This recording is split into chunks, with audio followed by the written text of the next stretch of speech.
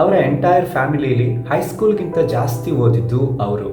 ಹೆಣ್ಮಕ್ಳನ್ನ ಜಾಸ್ತಿ ಯಾಕೆ ಓದಿಸ್ಬೇಕು ಅನ್ನೋ ಕಾಲಘಟ್ಟದಲ್ಲಿ ಮಗಳ ಮದುವೆಗೆ ಅಂತ ಕೂಡಿಟ್ಟಿದ್ದ ದುಡ್ಡು, ಚಿನ್ನಾಭರಣಗಳನ್ನು ಮಾರಾಟ ಮಾಡಿ MSc ವರೆಗೆ ಮಗಳನ್ನ ಓದಿಸ್ತಾರೆ. ಆ ಮಗಳ ಹೆಸರು ಸುಧಾ ಅಂತ. ಕೊಯಮತ್ತೂರಲ್ಲಿ ಒಂದು ಪ್ಲೇ ಸ್ಕೂಲಲ್ಲಿ ಕೆಲಸ ಮಾಡ್ತಿರ್ತಾರೆ. ಮಕ್ಕಳು ಈ ಸೊಪ್ಪಿಂದ ಮಾಡಿರೋ ಪದಾರ್ಥಗಳನ್ನು ಕೊಟ್ಟಾಗ ತಿನ್ನದೇ ಇದ್ದಾಗ ಬೇರೆ ಏನಾದರೂ ಮಾಡಬೇಕು ಅನ್ನೋ ಯೋಚನೆ ಅವ್ರ ತಲೆಗೆ ಬರುತ್ತೆ. ಸೊಪ್ಪುಗಳನ್ನು ಪುಡಿ ಮಾಡಿ ಅದರಿಂದ ಬೇರೆ ಬೇರೆ ಡಿಶಸ್ಸನ್ನು ಮಾಡಿ ಮಕ್ಕಳಿಗೆ ಕೊಡ್ತಾರೆ. ಮಕ್ಕಳು ಇಷ್ಟಪಟ್ಟು ತಿಂತಾರೆ.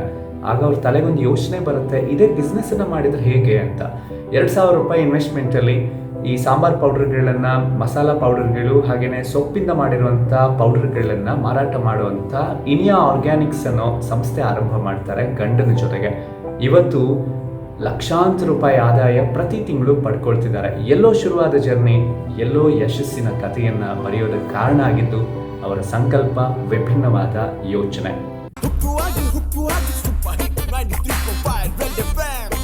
ಮಸ್ತ್ ಮಜಾ ಮಾಡಿ